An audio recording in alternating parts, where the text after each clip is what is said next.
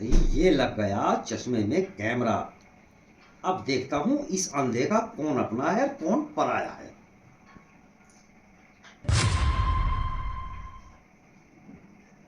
बेटी रेणुका, जी पिताजी। मुझे एक गड्डी पेड़ी मिली है और तुम इसे देखो, ये कैसी है, कितने की है? अरे वाह, 500 के नोट की गड्डी। और वैसे भी पिताजी को तो कुछ दिखाई नहीं देता, मैं इनका ना आसानी से पागल बना सकती हूँ। वो पिताजी, मैं ये कह रही थी, ये तो 2000 के नोट की गड्डी है और अब तो 2000 के नोट चलते नहीं, किस काम की। लो पकड़ो आप, ये तो कागज है, क्या फायदा है इनका। ठीक है बेटा, लेकिन तुम जा पा रही हो? वो पिताजी, आज ना मेरी फ्रेंड का बर्थडे है, मैं वहीं पे जा रही हूँ। ठीक है बेटा, जाओ, अपना ध्यान रखना। ठीक है पिताजी, मैं चलती हूँ। अरे बेटा सिल्की, जी पिताजी। अरे बेटा, मैं रास्ते से आ रहा था तो रास्ते में मुझे एक गड्डी मिली।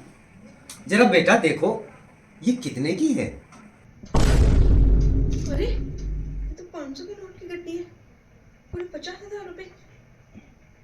एक काम करती हूँ, एक गड्डी तो मेरे पास भी है 2000 के नोट की, और 2000 का नोट तो अब चलता भी नहीं है। पापा को फोन से पता लगनी है, गड्डी बदल लेती हूँ। ओ पापा, मैं ये कह रही थी, ये तो 2000 के नोट की गड्डी है और 2000 का नोट तो अब चलता भी नहीं है, आपको पता है। ये तो किसी काम की नहीं है, ये लो रखो। ठीक है बेटा। अरे भाग्यवान राजवाला, कहाँ हो तुम? क्या है जी? भाग्यवान, मैं रास्ते में आ रहा था, मुझे एक गड्डी मिली है, जरा देखो कैसी है।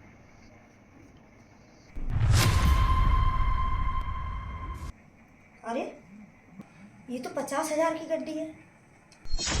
और हाँ, मेरे पास भी एक 2000 की गड्डी है नकली नोटों की। एक काम करती हूँ, इसे क्या पता, ये तो अंधा है, मैं इसे पकड़ा देती हूँ और इसे रख लेती हूँ।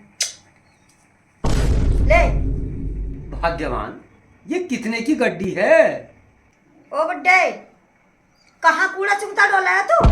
सड़क पर से कूड़ा उठाता है, घर में ला ला कर रखता रहता है, दिखता भरता कुछ है नहीं, फालतू बकवास करता रहता है हमेशा। ठीक है भाग्यवान, ठीक है। भाग्यवान भाग्यवान। अरे हाँ, घर में एक नौकरानी भी तो है। दोनों बेटियों का और पत्नी का तो रूप मैं देख चुका।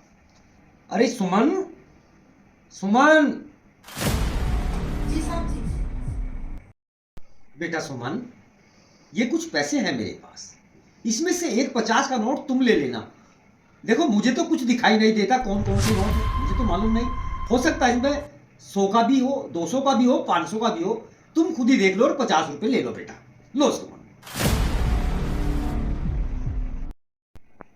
अरे ये तो हकीकत में भी 20 का भी है, 50 का भी है, 100 के भी है, 200 के भी हैं और ये 500 के भी हैं, और सांप को कुछ दिखता भी नहीं है। मैंने आज तक सांप के साथ कोई गद्दारी नहीं की है, तो मैं आज भी गद्दारी नहीं करूँगी। मैं केवल 50 का ही नोट लूँगी। लो साहब जी। अरे बेटा, तुमने ले लिया 50 का नोट? शाम को जब घर जाओगी इनका कुछ खा लेना। ठीक है साहब जी।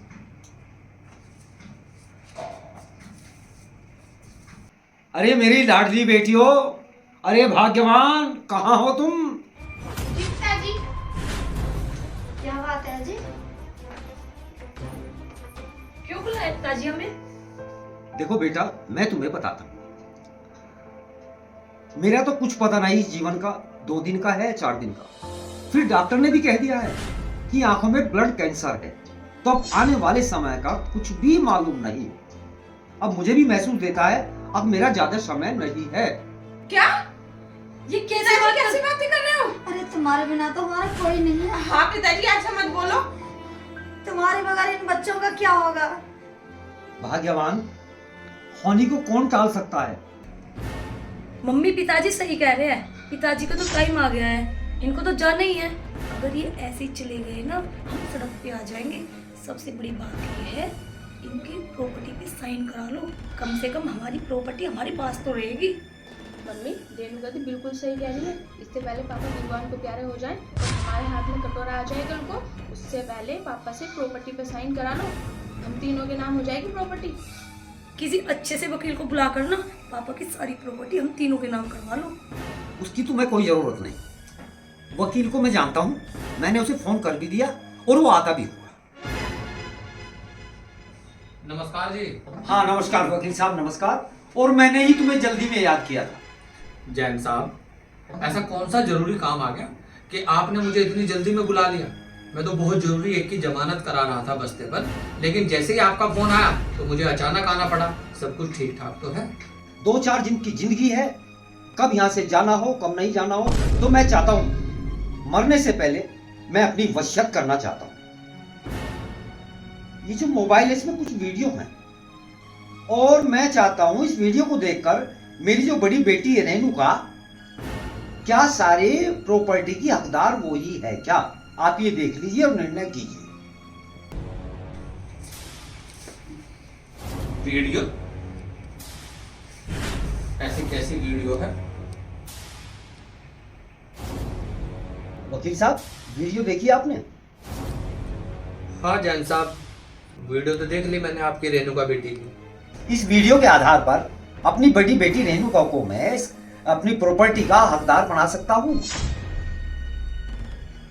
नहीं जैन साहब, इस वीडियो के आधार पर तो मुझे नहीं लगता कि आपकी बड़ी बेटी जो रेणुका है इस प्रॉपर्टी की हकदार है।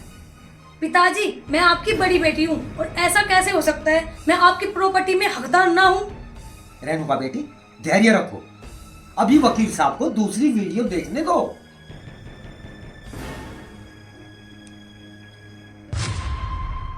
नहीं जैन साहब, इस वीडियो के आधार पर तो मैं आपको सलाह नहीं दूंगा कि आप अपनी सबसे छोटी बेटी सिल्की के नाम ये सारी प्रॉपर्टी आप करें। ऐसा कैसे हो सकता है? अरे मैं आपकी छोटी बेटी हूँ, लाडली बेटी हूँ।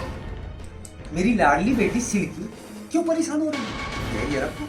हाँ अभी वकील साहब को तीसरी वीडियो देखने दो।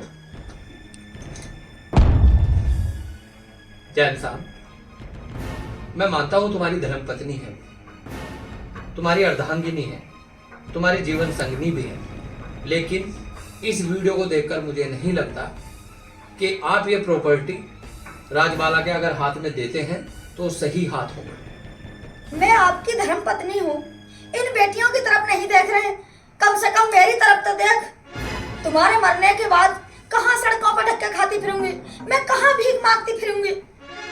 वकील साहब इसमें एक वीडियो और है, आप उसे देखने का कष्ट करें, उसके बाद आप मुझे सलाह दें कि मैं इस अपनी समस्त संपत्ति का क्या करूं। जैन साहब, करना तो वो जो आपको अच्छा लगे, लेकिन मेरा जो अनुभव है या मेरा जो अपनी वकालत का जो तजुर्बा है वो ये है कि जो तुम्हारी नौकरानी है वो तुम्हारी वफादार है। ना तुम्हारी कोई बेटी है ना तुम्हारी कोई पत्नी है। इंसान दुनिया में अकेला आया है और अकेला ही जाएगा।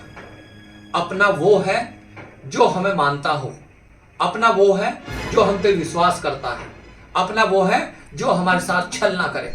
वो बेटी किस काम की जो बाप के साथ छल करे, वो पत्नी किस काम की जो पति के साथ छल करे।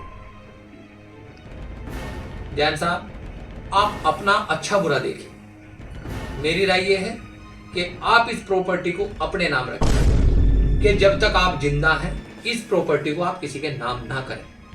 और तुम्हारी जो नौकरानी है सुमन, वो वफादार है, अगर तुम्हारा मन करे तो उसे दान दक्षिणा में कुछ दे देना, नहीं तो जब तक आप जिंदा हैं सब कुछ अपने पास रखें। तो ठीक है वकील साहब, आप ये काम कीजिए, आधी प्रॉपर्टी मेरी नौकरानी सुमन के नाम कीजिए और आधी प्रॉपर्टी मेरे नाम कीजिए। और हाँ, अपने जूनियर वकील से कह के उसमें एक लाइन और लिखवा देना, मेरे मरने के बाद ये मेरी भी प्रॉपर्टी, समस्त प्रॉपर्टी की हकदार वारिस मेरी नौकरानी सुमन होगी। सुमन सुमन। पापा और ऐसा है क्या इस वीडियो में जो इसके आधार पे हम प्रॉपर्टी के लायक नहीं है? और वकील साहब ऐसा क्या है इस वीडियो में जो तुम और पापा सारी प्रॉपर्टी नौकरानी के नाम करने को कह रहे हो? हाँ वकील साहब, हम भी तो जाना वीडियो में है क्या? पापा, इस वीडियो में है क्या, हमें भी तो बता दो। एक वीडियो के बिहाफ पे आप हमें प्रॉपर्टी से बेदखल कर दोगे? वकील साहब तुम ही बता दो इस वीडियो में क्या है।